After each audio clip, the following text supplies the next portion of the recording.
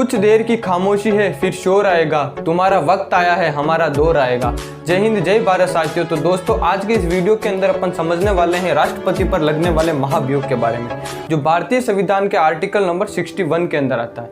अधिकतर जो टीचर होते हैं ना वो यही कह के समझा देते हैं कि राष्ट्रपति पर महाभियोग आर्टिकल नंबर 61 में लगता है, बल्कि वो यह नहीं समझाते हैं कि राष्ट्रपति पर महाभियोग कैसे लगाया जाता है। क्योंकि राष्ट्रपति पर महाभियोग लगाना बहुत ही कठिन काम है, यानी लोहे के चने चबाना जितना कठिन काम है ना उतना ही कठिन होता है राष्ट्रपति पर महाभियोग। अभी तक भारतीय संविधान के अनुसार भारत में एक भी राष्ट्रपति पर महाभियोग नहीं लगा है। महाभियोग का मतलब होता है दोस्तों कि राष्ट्रपति को उसके पद से हटाना, यानी राष्ट्रपति ने कोई गलत काम किया उसके पद से हटा देना, यही क्या कहलाता है, राष्ट्रपति का महाभियोग कहलाता है। राष्ट्रपति को दोस्तों 3 कंडीशन के अंदर उसके पद से हटाया जाता है। पहली कंडीशन आती है दोस्तों कि जब राष्ट्रपति विदेशी राष्ट्र के प्रभाव में हो।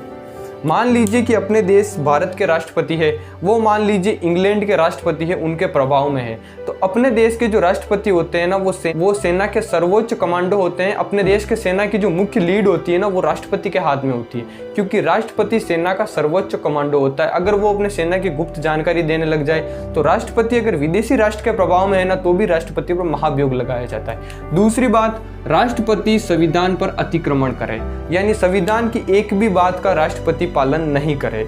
तीसरी बात, राष्ट्रपति मंत्रिमंडल की बात ना माने। मंत्रिमंडल यानी लोकसभा और राज्यसभा की बात को ना माने, यानी संसद की बात को ना माने। संसद कोई भी प्रस्ताव पास करे और राष्ट्रपति उसको हमेशा बर्खास्त कर दे, इससे देश का विकास रुक सकता है, तभी राष्ट्रपति पर महाभियोग लाया जा सकता है। अभी तक तो भारतीय संविधान के अनुसार एक भी भारतीय राष्ट्रपति पर महाभियोग नहीं लगा है। तो अपन समझते हैं कि भारतीय संविधान में महाभियोग किस प्रकार लगाया जाता है। सबसे पहले याद रखना कि भारतीय संविधान का आर्टिकल नंबर 61 जो राष्ट्रपति के महाभियोग से संबंधित है। तो दोस्तों अपन समझते हैं कि अपने देश को चलाने के लिए संसद होती है और राज्य को चलाने के लिए विधानमंडल होती है। संसद के हमेशा 2 सदन होते हैं, एक लोकसभा होती है, एक राज्यसभा होती है। विधानमंडल के भी 2 सदन होते हैं, विधानसभा और विधान परिषद। विधान परिषद तो अभी ओनली फॉर भारत के 7 राज्यों में ही है, इसीलिए राष्ट्रपति के चुनाव के अंदर विधान परिषद कभी भाग नहीं लेती है, बल्कि विधानसभा और संसद भाग लेती है। बल्कि राष्ट्रपति का जो महाभियोग होता है ना उसके अंदर विधानमंडल भाग नहीं लेती है। ओनली फॉर राष्ट्रपति के महाभियोग में संसद ही भाग लेती है। संसद के 2 सदन लोकसभा और राज्यसभा। लोकसभा में 545 सदस्य होते हैं और राज्यसभा में 245 सदस्य होते हैं। राज्यसभा से राष्ट्रपति 12 लोगों को मनोनीत करता है और लोकसभा से 2 एंग्लो इंडियंस को मनोनीत करता है।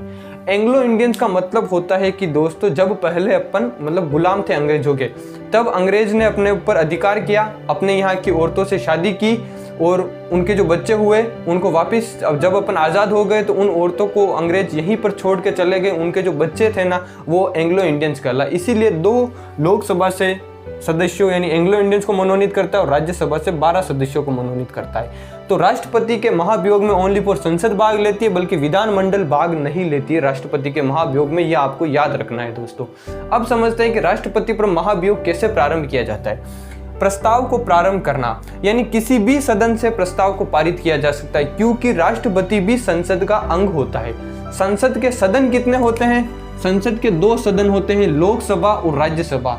बल्कि संसद के अंग कितने होते हैं? 3 अंग होते हैं, लोकसभा, राज्यसभा और राष्ट्रपति।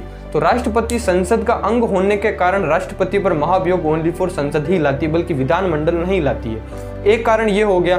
दूसरा कारण ये, मान लीजिए कि अपना एक देश का राज्य है केरल। केरल के अंदर विधानमंडल है। अब विधानमंडल को क्या पता है कि दिल्ली में बैठा हुआ, रायसीना की पहाड़ी पर बैठा हुआ राष्ट्रपति क्या कर रहा है, इसीलिए विधानमंडल इस महाभियोग में भाग नहीं लेती है। प्रस्ताव को पारित करती है लोकसभा या राज्यसभा, कोई सा भी सदन इस प्रस्ताव को पारित कर सकता है, लेकिन प्रस्ताव को पारित करने के लिए 1/4 यानी 25% बहुमत होना जरूरी है। मान लीजिए कि लोकसभा को कुछ डाउट हुआ कि राष्ट्रपति गलत है, तो लोकसभा इसको 1/4 यानी 25% प्रस्ताव से इसको पारित करेगी। अगर राज्यसभा ने किया तो राज्यसभा भी 1/4 यानी 25% प्रस्ताव से इसको पारित करेगी, यानी बहुमत होना जरूरी है। अपन एग्जाम्पल लेके चलते हैं। मान लीजिए कि लोकसभा ने इसको 1/4 बहुमत से क्या कर दिया, राष्ट्रपति के महाभियोग के प्रस्ताव को प्रारंभ कर दिया। प्रारंभ करने के पश्चात जिस सदन ने राष्ट्रपति पर महाभियोग प्रारंभ किया वही सदन इसको पारित भी करेगा। पारित करने के लिए आगे 2/3 बहुमत होना चाहिए, यानी 66% लोग सहमत होने चाहिए कि ये राष्ट्रपति खराब है, ये कोई गलत काम कर रहा है, ये देश के संविधान पर अतिक्रमण कर रहा है। अब मान लीजिए कि प्रस्ताव भी हो गया, पारित भी हो गया। पारित होने के पश्चात ये जो राष्ट्रपति का महाभियोग का जो भी पेपर होता है ना, वो राष्ट्रपति को भेजा जाता है। राष्ट्रपति के पास 14 दिन का समय होता है कि वो जो भी अगला सदन होता है ना, जिस सदन में मान लीजिए कि लोकसभा ने अगर इसको प्रस्ताव को पारित किया है तो लोकसभा इसको राज्यसभा में भेजेगी। राज्यसभा में भेजने से पहले राष्ट्रपति को 14 दिन का समय होता है कि वो राज्यसभा में जाके अपनी सफाई दे सकता है कि मैं इंग्लैंड के राष्ट्रपति के प्रभाव में नहीं हूँ, मैंने संविधान पर अतिक्रमण नहीं किया है। अगर मान लीजिए कि राज्यसभा के अंदर अगर 2/3 प्रस्ताव 2/3 से अगर ये पारित हो जाता है तो राष्ट्रपति पर महाभियोग लग जाएगा। 2/3 से ये पारित नहीं होता है तो राष्ट्रपति पर महाभियोग नहीं लगेगा। तो इसमें दो क्वेश्चन सबसे ज्यादा इंपॉर्टेंट बनते हैं कि राष्ट्रपति किस सदन में जाकर अपनी सफाई देता है, राष्ट्रपति कितने सदन में अपनी सफाई दे सकता है।